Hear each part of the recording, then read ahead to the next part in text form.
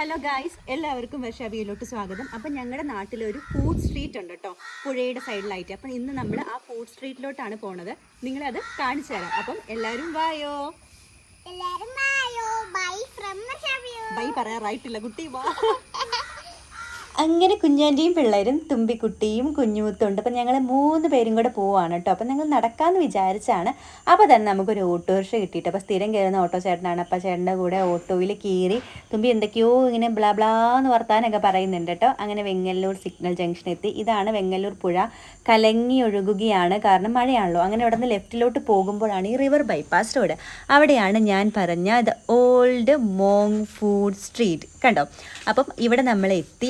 ആദ്യമേ തന്നെ കലോറി എന്ന് പറയുന്ന ഒരു കടയിലോട്ടാണ് കേട്ടോ നമ്മൾ കയറിയത്.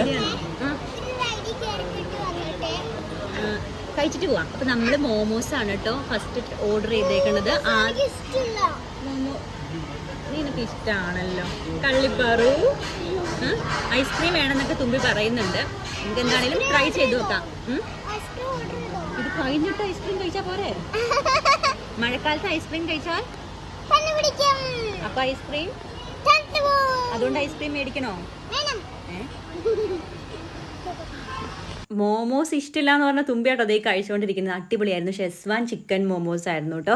പിന്നെ നമ്മൾ മെയ്സ്ലിസിൻ്റെ ഔട്ട്ലെറ്റ് ഉണ്ട്, അവിടെ നിന്നും ഐസ്ക്രീം മേടിച്ചിരുന്നു. അവർ സ്പെഷ്യലായിരുന്നു, പേര് ഞാൻ മറന്നു പോയിട്ടോ. അത് രണ്ടുപേരും കൂടെയാണ്, കുഞ്ഞുത്തും തുമ്പിക്കുട്ടി കൂടെയാണ് കഴിച്ചത്. ഇവിടെ മൊത്തം 7 കടകളുണ്ട് ഈ ഫുഡ് സ്ട്രീറ്റിൽ കേട്ടോ. അപ്പോൾ അടിപൊളിയാണ്. ഒരു 5 സാറുമാരും കൂടിയിട്ട് അങ്ങോട്ട് തുടങ്ങിയെന്നൊക്കെയാണ് പറയണ കേട്ടത്. പിന്നെ നമ്മൾ ദോശക്കടയിൽ നിന്ന് എഗ് ദോശയായിരുന്നു കേട്ടോ കഴിച്ചത്. അങ്ങനെ അതൊക്കെ കഴിച്ചു.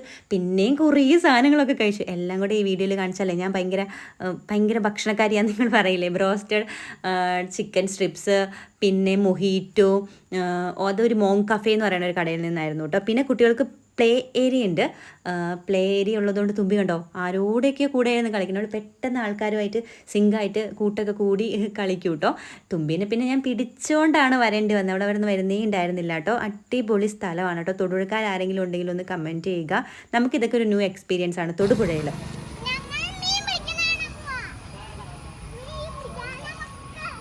പെങ്ങളെ കിട്ടിയ സ്ത്രീധന തുക തരുമോ അളിയാന്ന് പറഞ്ഞ് പോണ പോലെ ഉണ്ടല്ലോ ഞാനും തുമ്പിയും കൂടെ.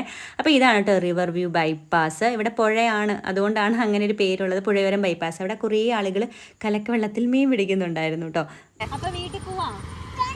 പിന്നെ എവിടെ പോകണ്ടേ? തുമ്പി വരുന്നേ ഉണ്ടായിരുന്നില്ല. വീട്ടിൽ പോകണ്ട, എനിക്ക് പുഴയിൽ മീൻ പിടിക്കണം, അവിടെ നീന്തണം എന്നൊക്കെ പറയായിരുന്നുണ്ടോ. കണ്ടോ പുഴ കണ്ടോ, കലങ്ങി മറിഞ്ഞ് ഭയങ്കര ഒഴുക്കൊക്കെയാണ്. അല്ലെങ്കിലും ഇറക്കാൻ പറ്റില്ല, എന്നാലും ഞാൻ പറഞ്ഞതാണ്.